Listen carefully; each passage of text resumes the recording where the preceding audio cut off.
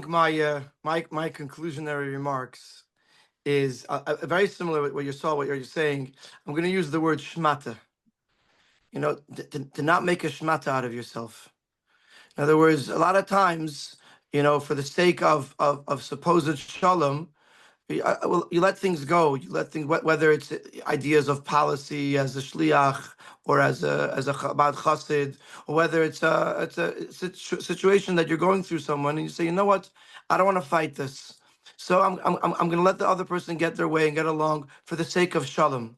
So sometimes that's the most beautiful sentiment. Why should I fight this? And sometimes it's the wrongest thing that you could do because you're making yourself into a shmata. You're letting yourself get stepped on. And if you think about it, in a marriage, it doesn't work. If you lose your mitzias, then the spouse has no one to be with. The spouse is not looking for someone that's just going to, not be there, or not bring their all.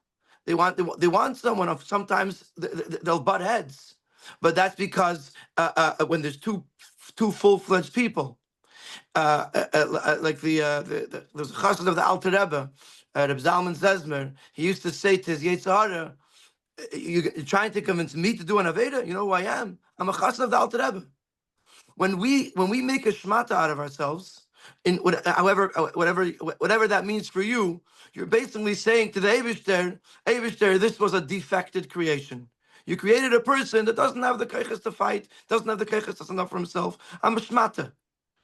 As a chelik of our faith in Hashem and the fact that Hashem needs us to represent Him in this world, we have an obligation. We have an obligation to sometimes to not make peace with a matzav, to not make peace with something else or someone else that wants to destroy our uniqueness.